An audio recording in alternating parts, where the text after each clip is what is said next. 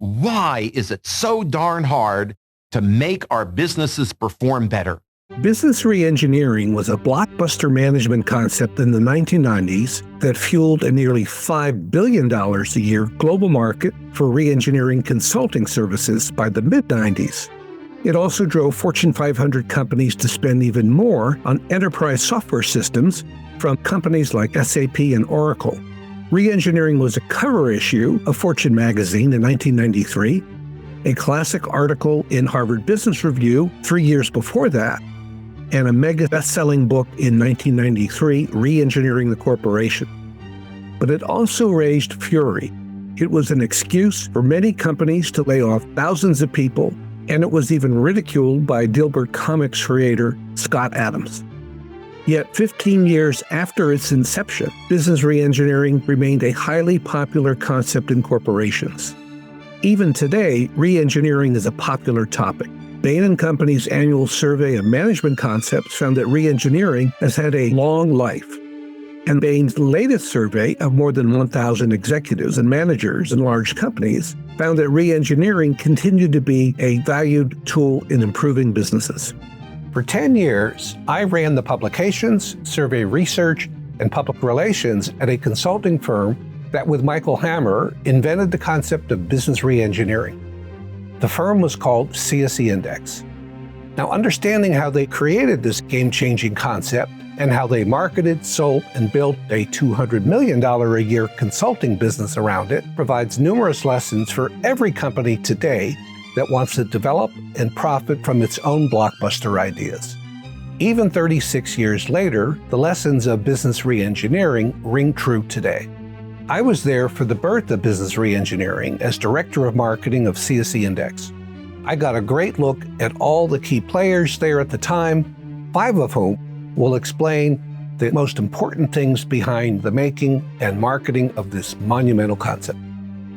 Those 5 are Jim Champy, who co-authored the blockbuster book on the concept with the late Michael Hammer, Tom Davenport, who was head of research in a business that Index owned with Michael Hammer in the 1980s and early 90s, and who worked on early research on business reengineering and later became a reengineering guru himself, Brad Power, one of the early reengineering consultants at CSC Index, and who in the early 90s worked in another research program with Michael Hammer, Tom Waite, who led marketing at CSC Index, and who was the CMO I worked for, and whose group helped turn reengineering into a household word, and Susan Falzone, a member of the research company that Mike Hammer and CSC Index co-own called PRISM.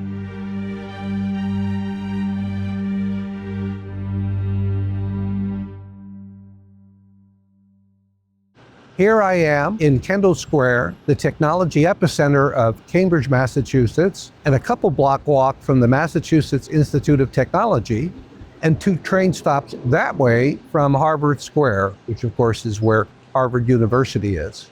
The building behind me, which used to be known as 5 Cambridge Center, is where the management concept of business reengineering was born. I worked for a firm, a consulting firm back then from 1987 to 1997 called CSC Index. And they and Michael Hammer, who's considered the father of business reengineering, operated from the top 3 floors of this building.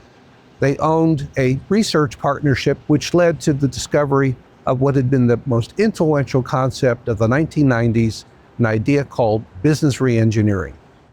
Business reengineering was born out of research that CSC Index and Michael Hammer conducted with more than 100 companies in the late 1980s and early 1990s.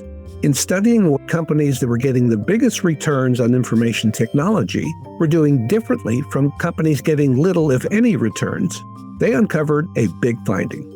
And that finding was that the best corporate users of information technology had redesigned the work that previously existed in silos, in functions such as marketing, sales, order fulfillment, manufacturing, distribution, finance, and sourcing. These companies used information technology to streamline the work that happened within silos.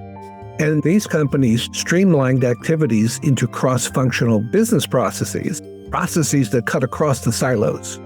Marketing and engineering don't talk to each other. So we work on processes that cross them to bring them together. Companies that re-engineered these processes cut huge amounts of rework, cost, time, and manual errors out of their operations. CSC Index turned the concept of re-engineering into a consulting service that dozens of other consulting firms would come to provide in the 1990s. Firms like McKinsey, Boston Consulting Group, and Anderson Consulting, which later became known as Accenture. Thousands of companies embraced the idea, and many used it to make dramatic reductions in time and cost. The first one was really Hallmark. I get the call. The guy had read Hammer's article. I get the call from the executive. He invites me up to Kansas City for dinner. We're having a pleasant dinner. I'm trying to describe, what reengineering was and what we thought it could achieve. And he said to me, "Why should I trust you? You've never done this before." By the way, I'm not quite sure what the hell I said to him, but I was able to describe the fundamental ideas to a point where he took the chance. And that was our first real client. He took the chance. Now, the problem was quite obvious. It was taking them over a year to develop and get a car to the market. And this was ink on paper. The challenge, the reason this was costing them a lot, they believe, is because they would have to produce the cards for the current years, the coming Christmas, without knowing how the ones from the past Christmas did. Yeah, it was just crazy. We were able to sell it. And again, we kept learning. I had never seen the celebration, the way they turned reengineering, not into a loss of jobs, but into something celebratory. So where did the reengineering concept come from? Well, I can tell you this. It didn't come from the heads of Michael Hammer, the PRISM research team, and the Index consultants someday on a golf course or in a conference room.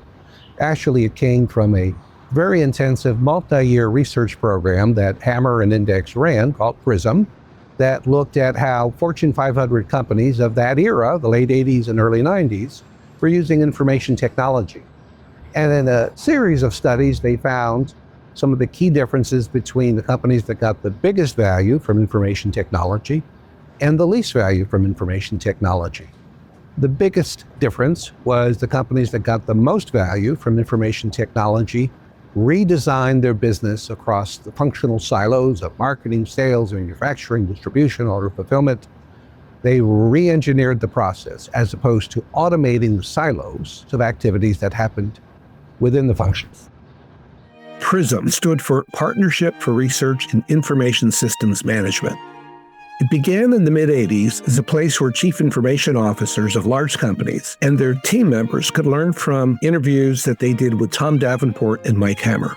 Tom was an employee of Index at the time, and the two of them did an initial study for CIOs on how to manage this radically new computer at that time, the IBM PC. That study was a big hit with the research sponsors. Again, these sponsors were Fortune 500 type companies with IT departments that often numbered in the thousands of people and billions of dollars in budget. To Mike Hammer and Tom Davenport, the study showed that there was a market for practical research on how the IT department of big companies could improve the way they managed their own people, the technology itself, and how they could help business managers in the organizations in which they work get more value from information technology. Universities such as MIT had research programs on managing information technology, sponsored by companies that spent billions on technology, like the sponsors of the PRISM program. However, outside of academia, those programs were few and far between. The focus of IT research companies such as Gartner, IDC, and Forrester back in the 1980s was on the companies that were developing and selling the technology vendors, and their products. It worked out well, and we got a number of companies involved.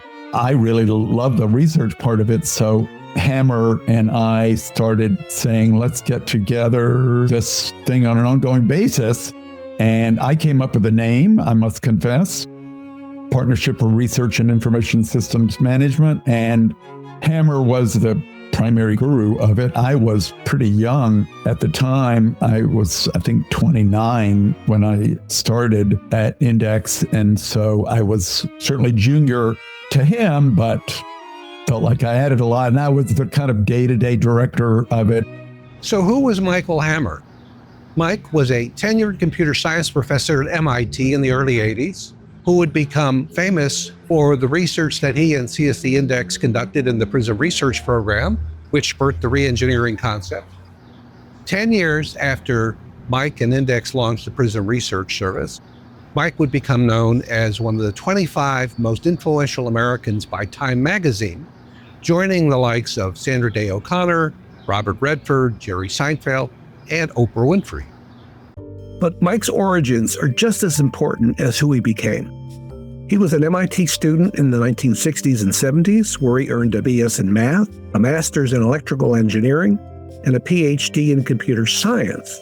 Then he became a full-time professor at MIT from 1973 to 1984, teaching courses on computer languages, database management, and office automation. Mike was unlike any consultant I had known back then, or even since.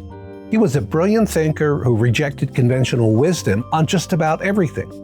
He was also a proselytizer, described by Tom Stewart, who at the time was a Fortune magazine writer, as a tub-thumping preacher in Tom's cover article on reengineering. Mike was also an amazing presenter. He had the instincts, pace, and humor of a master comedian, and he was a visionary. Mike was someone who, after being presented with dozens of case studies on a certain topic, could connect the dots. That is, he connected the practices of the companies that excelled at the issue and how they were different from the practices of companies that failed at it. This is revolutionary talk transformation. He was a brilliant speaker. Sometimes I always thought his voice, he went too far with that. And I know he got thrown out of one corporate meeting because the CEO thought he was just being too flippant. But he could take an idea and structure it and do it in an entertaining way. And his voice, both in speaking as well as in writing, was unique. He was just a great entertainer. Like, he could have been a comedian. And the other thing was, he drew energy from an audience. So he would run 2 and 3 day education sessions, and he would be the only person on stage, and he would just go. And he drew energy from that. Like, you and I and most humans would get exhausted after half a day of that. And he somehow would go for a whole day, for 3 days, and be energized by the whole thing. Very creative guy, and I think he sort of saw himself as I think he used to call it my Rebbe, which is Hebrew maybe for mentor.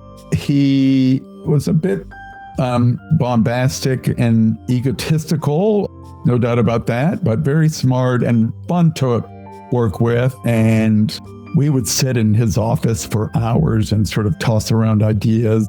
After working with Mike Hammer on a study about the strategic use of information technology, Tom Davenport left Index in 1988 to work at McKinsey, and then Ernst & Young, and then Accenture. Since I worked at CSC Index at the time, I knew the players and I learned about their research process. Here's how the PRISM program operated. Again, the program was co-owned by Mike Hammer and CSC Index, and it ran until 1994, about 10 years after it had begun. At its peak, it had more than 100 corporate sponsors, each paying about $30,000 a year to belong. The research, with Mike Hammer at the center of it, along with 3 to 4 Index consultants who were devoted full-time to the program, was very different. But perhaps the biggest difference between the PRISM program and other thought leadership research at the time was the fact that it sat inside a management consulting firm and not inside a company whose primary business was research. The reason that's important is that the research team needed to study issues and come out with findings that could later be developed into consulting services. They were not studying topics just for the sake of publishing insights. As a result, the research findings had to be highly practical. At the time, most consulting firms were not in the business of running large annual research programs that were sponsored by their clients or other companies that could become clients. But CSC Index, starting with Jim Champy and other members of the CSC Index leadership team, thought differently about how to conduct thought leadership research. They believe that the biggest consulting ideas should be developed by studying the real-world experiences of clients, not merely piecing a few new ideas that occur to a consultant or two after concluding a couple of projects. Mike Hammer called this research process the Robin Hood approach to research, stealing from the rich and giving to the poor. The best practices at great companies, giving to the worst practice companies. What was also important about this research process is that the place to search for big ideas was with clients and other companies, not inside the organization in which you work, the consulting firm. When McKinsey was trying to sell things and other companies that I was at, they come in, they have ideas and they have research, but none of that research is practical. I listen to their advice and say, this isn't going to work. How do you expect this is going to work? I don't want to be critical of McKinsey or the other consulting firms, but there could be a bias that they have that we're smart and we have brilliant things to bring to our clients. This partnership was much more egalitarian. The people from IBM or Ford or whomever could have as good of ideas as the team in PRISM that was, facilitating all of it, or Hammer himself. Hammer was cherry picking the best examples that was coming from the 50 companies that were in PRISM. The second big difference at the time about PRISM was the topics that the researchers explored.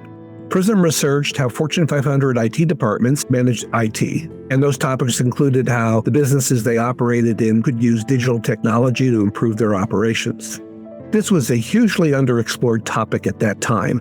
Each year, Hammer and his team would explore such topics as IT budgets, expert systems, IT architecture, and other issues. Unlike many thought leadership research methods back then or even today, the PRISM research method was entirely qualitative, in-depth case study interviews of executives at dozens of companies that sponsored PRISM at the peak of its success.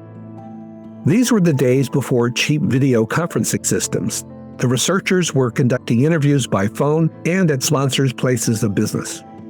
Quantitative surveys were not part of the research process, other than to ask sponsors about the topics that they wanted PRISM to study. I once asked Mike Hammer why his research method did not include quantitative surveys. He had a very quick answer. He told me, I don't care what executives think about an issue, I want to know what their companies are doing. The PRISM research team was composed of a group of divergent thinkers with divergent backgrounds.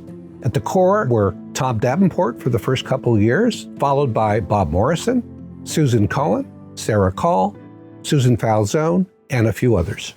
I think we were an extremely well-rounded team in terms of cognitive style, in terms of experiences. I'd worked with IT organizations all my life and in IT organizations.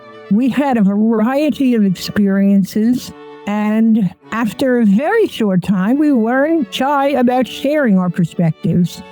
We saw the value in sharing our perspectives, and whether it was a discussion that was because we were in disagreement or agreement. And I think we found more often than not, our colleagues with a different perspective added a tremendous amount.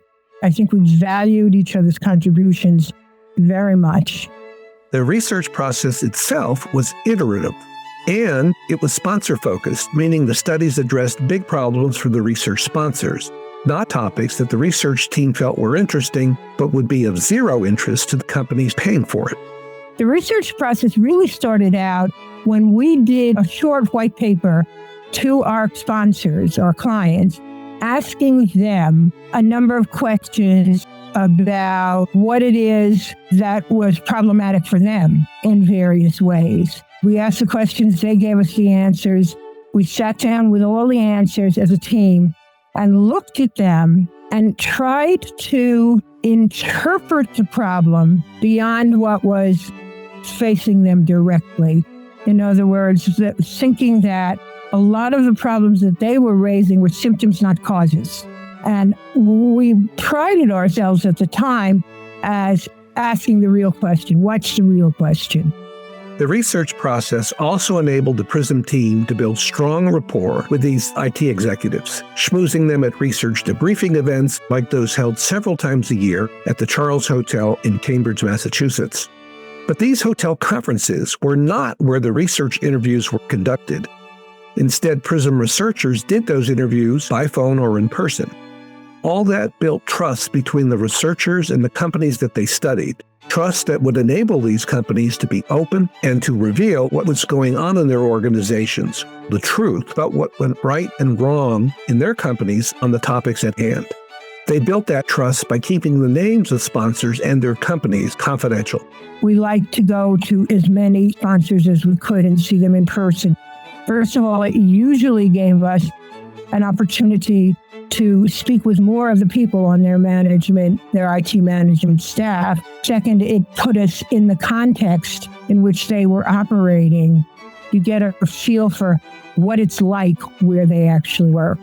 And so we would do that. We would, again, go back to the office, write up all the interview results, interview findings, and share them with the team. So that, by end of the 6-month research cycle, we had close to 100 interviews, maybe more. And we all read them all and started talking about them. What is it that we see here that's common, whether it's an issue or a complaint or success? What's common? What's working, what's not? What do they think is working, but we can see from other questions that it's not? That kind of thing. We would never attribute a particular statement or sentiment or anything to a particular client by name or company name. We assured them of ultimate confidentiality, and they experienced that. So they knew they could feel free to talk to us. And sometimes people were very forthcoming and other times not so forthcoming. But for the most part, I think it was important that we ensured confidentiality, and they knew they were going to get it. The key stories of the early days of reengineering came from the PRISM project. And so there was one at Hewlett-Packard. There was one at Mutual Benefit Life, which Mutual Benefit Life was heavily featured in Reengineering the Corporation. There was IBM Credit, and there were no consulting projects for Index at the time. So that was really the only way that we got the stories. The thought leadership came from applications of some of these concepts in those companies. So Hammer's brilliance was in part to recognize more broadly what was happening in a story in a company. And what I did for Hammer in my early days working with him was to go accurately document what happened in those stories. Because as another Index friend would say, Michael Tracy, one of his famous sayings was a framework in 3 cases. So you needed case studies, you needed storytelling, and these are stories of real application of these ideas and generating huge benefits. And then you journalistically would be writing up those stories as well. It provided the ammunition to make a case for more broadly, this is an approach that's going to deliver these kinds of 10x benefits. I think it was kind of being in almost like applied research where it's generating as a byproduct of the partnership. So what you do is you say, here's an issue. And I did this when I ran the Reengineering research program. Is anybody among the members doing anything on this topic? Let's say you could choose change management, you could choose organization, what's a process owner? You could choose anything. And then just find which of those sponsoring organizations were doing something at the cutting edge. And then you flattered the heck out of them, you put them on stage, and you let them tell everyone the cool things that they were doing. And that's how you move the state of the art forward. Again, Hammer's brilliance was taking those stories and both developing the framework to put those in some kind of context, and also just being a great showman about telling those stories. The research process worked because the team followed Mike Hammer's example of thinking outside of the box on the topics that they studied and trying hard to say something very new. Or, as one of Mike Hammer's favorite TV shows, Monty Python, would put it, and now for something completely different.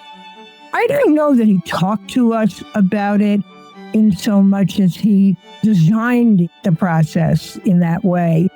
What's the real question? That was big for him. Never take it for granted that behind closed doors, they're battered from all sides. They don't know what's hitting them. We can step back and see what the real question is. Question every assumption. Challenge all your own assumptions and find a respectful way to challenge the interviewee's perceptions, assumptions. Always respect your source, whether or not you think the answers are stupid or meaningless. First of all, that's unlikely to be the case. And second, you don't build trust by disrespecting people. And that's the thing, is to build trust so that you can get to the bottom of the issues. About 3 years after the PRISM program began, the studies were shifting focus from issues about how to run better IT departments to studies about how the IT department helped functions such as manufacturing, distribution, finance, marketing, sales, and procurement improve the ways they operated. In 2 research projects in 1988 and 1989 on cross-functional systems and how the best companies use information technology, Mike Hammer and his research team began to identify the practices that they would later label as business reengineering. That topic would play to one of Mike Hammer's strengths as a professor and later as a consultant. I think most of the credit for originating the idea, independent of all of the companies that were inventing this sort of on their own, was that Hammer was a computer science professor in the office automation space. And he had this idea for a while that you shouldn't automate existing office processes, that you should create new ones with the capabilities that office automation made possible. And while I think business process reengineering was much bigger than that in terms of an idea, that's the angle that he came from. And I hadn't really thought about the issue all that much until the PRISM project came along and I saw that companies were starting to do it. And I actually proposed an article with Hammer for a Harvard Business Review on it. And it was turned down at the time. This was a couple of years before either my article or Hammer's got published. But I could see the appeal of it from a kind of an organizational transformation perspective, which was my primary interest. But I think Hammer was really the one with his curious office automation background that brought the idea to Index and to PRISM, the research group that really pursued it. Tom left Index in 1988, though he continued to research and write about the topic of reengineering. He and a business professor at the MIT Sloan School of Business, James Short, published an article in Sloan Management Review called The New Industrial Engineering. Tom later published a book on reengineering called Process Innovation, and he became known as one of the leading experts on the topic. The reengineering concept, born from the best practice case study research of Michael Hammer and his research partner CSC Index, had become rigorous. By the year 1990, CSC Index began to shape the concept into a consulting service and began to market it brilliantly. 5 marketing initiatives were at the core. Mike Hammer's classic Harvard Business Review article, Reengineering Work, Don't Automate, Obliterate, put the idea on the map of CEOs around the world. Then 2 best-selling books, Reengineering the Corporation by Mike Hammer and Jim Champy, and Reengineering Management by Jim Champy, a book that followed it. A regular Index management journal, Index's version of McKinsey Quarterly, a publication that I ran called Insights Quarterly, which was mailed to thousands of companies on our mailing list. Extensive public relations, which I also managed, and the business and IT press fawned over the concept of reengineering and the books, writing dozens of articles about the concept and its impact. And the 5th element of the marketing was an exclusive conference business run by CSC Index and sponsored by hundreds of the firm's clients, and which attracted popular business speakers from all over the world, including CSC Index's reengineering consultants and Michael Hammer. Now, I remember thinking at the time, long before the Fortune magazine article in 1993, which was the same year of the publication of Reengineering the Corporation, the book, that this was going to be a big idea. But why did I think that? It was a very novel concept in operations consulting, a sector of the global consulting industry that was led by companies such as A.T. Kearney, Anderson Consulting, and Deloitte. What's more, Index had clients whose businesses had generated big financial and operational improvements from Index's reengineering consulting services. Tom Waite, then CSC Index's head of marketing and my boss at the time, remembers what he thought when he saw the concept begin to crystallize. I thought it was pretty interesting early on. It hadn't been well thought out thoroughly, and I don't think anyone had come up with the notion of radical idea of completely reinventing business processes. I found it to be pretty revolutionary, I think. And of course, that leads us to the crystallization of that, which is Hammer's article in the Harvard Business Review, Business Reengineering, Don't Automate, Obliterate, in 1990. So that's when really, I think, everything came together and a decision was made to get behind this concept and push it out. Now, when I was at McKinsey, I learned the real power of business books. I worked on a few myself. I'd come in shortly after Research of Excellence, but I also worked on a few others. And they were just very powerful, particularly at that time. So I thought to myself, I think we have enough material here to do a book. So I went out and found a literary agent and a writing person to help us write it. Came back. I'll never forget that, selling it to Jim Chappie. He agreed, wanted to meet the agent, of course, and writer. But we also talked about authorship. So at that point, I went down and talked to Michael Hammer to convince him to co-author the book with us. And obviously, we were capitalizing on his intellectual capital, but he embraced it. And, he worked with our writer very closely, so provided an enormous amount of content to that first book. The book, Reengineering the Corporation, A Manifesto for Business Revolution, came out in 1993. It was an instant bestseller on the New York Times general bestseller list, a tougher list to make than the business bestseller list, and it stayed there for 41 weeks. The most revered consultant and management scholar of the day, the eminent Peter Drucker, even said reengineering is new and it has to be done. Now, Index did plenty of its own article publishing as well. Much like McKinsey's quarterly journal, Index had a print journal, Insights Quarterly, that published articles about different facets of reengineering and case studies of the firm's consulting work. By reaching a big executive audience with its reengineering messages, Index's consulting business skyrocketed from about $40 million when I joined the firm in 1987 to $200 million by 1995.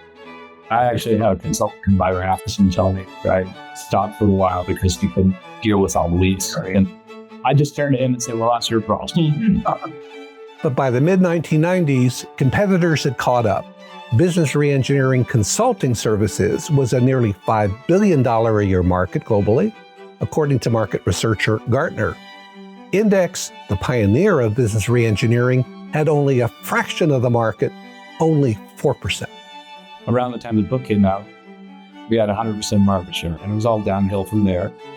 And sort of natural. A couple of things, I think one was just scale. These other firms are just big. I think the second thing is that they had a way to think about risks, about reengineering as a methodology.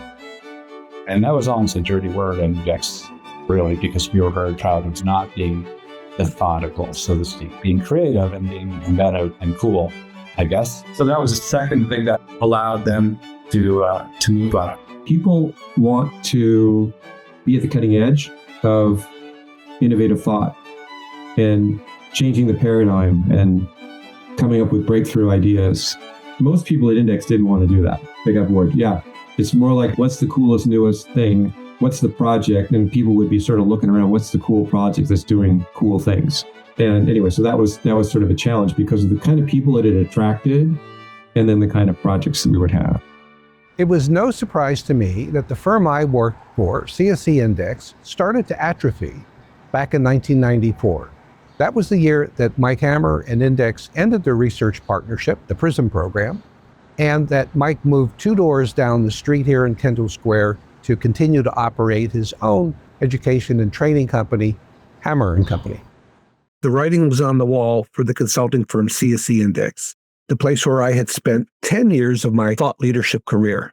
Mike ended his research partnership with Index in 1994. Jim Chappie left to run Perot Systems in 1996. Tom Waite jumped ship in 1995. I left 2 years later. And by the year 2000, the game was over for CSC Index. It was folded into its parent company, Computer Sciences Corporation. Mike would go on to publish Harvard Business Review articles, several more books, and to give many memorable conference presentations. But in 2008, about 14 years after he had left CSC Index and the PRISM research program, Mike died an early and tragic death at the age of 60 of a brain hemorrhage.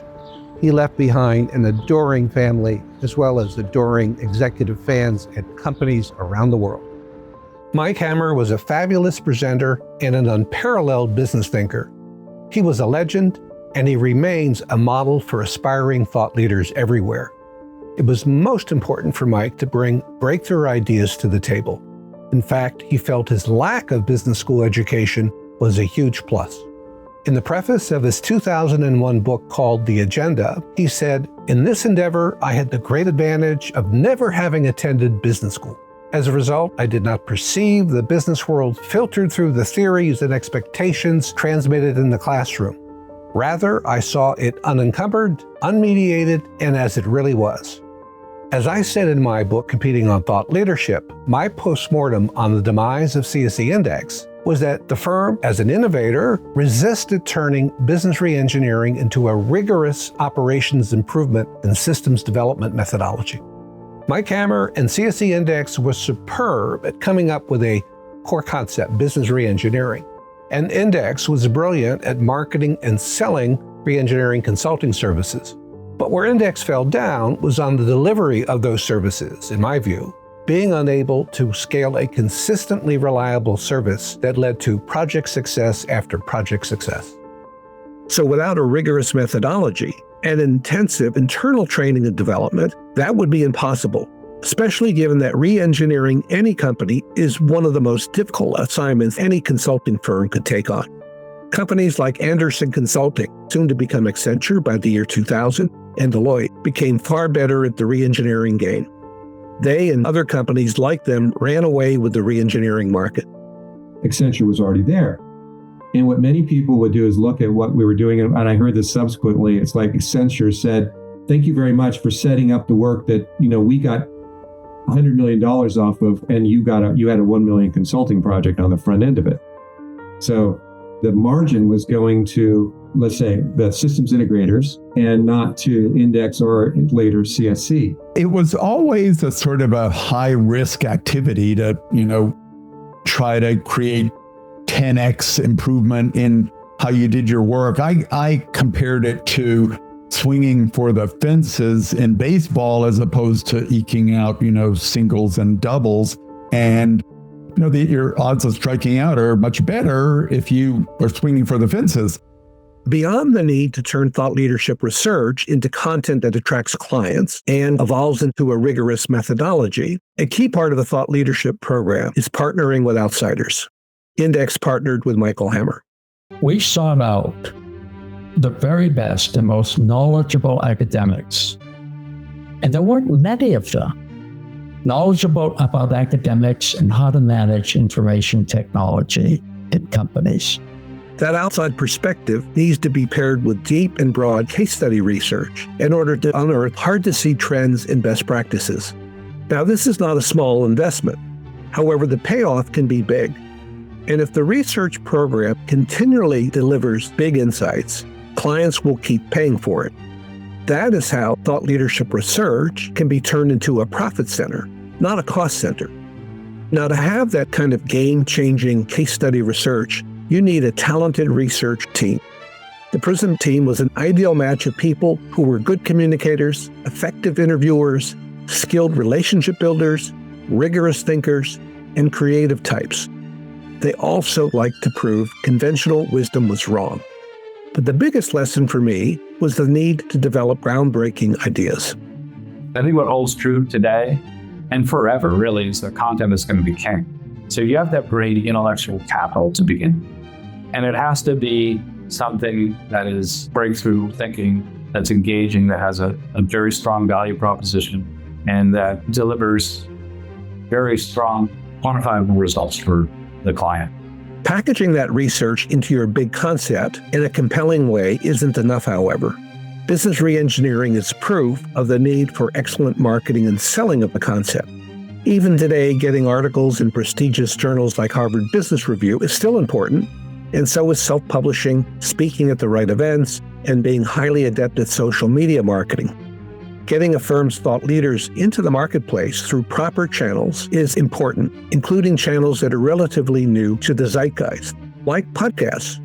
Thought leaders with a powerful market presence can make it easier for the media and other influencers and for clients themselves to take notice of your big ideas. In the 10 years I spent at CSC Index, I was truly fortunate to be part of a team that dared to think big and to think very differently. We truly re-engineered how thought-leading ideas were made, marketed, and sold. However, CSC Index is a classic case example of a B2B company that lived and died by the sword of thought leadership. Consulting firms showed how fast you can grow if you create, market, and sell a big idea, and how fast you can decline if you can't help your clients capitalize on that idea with a consistent level of quality.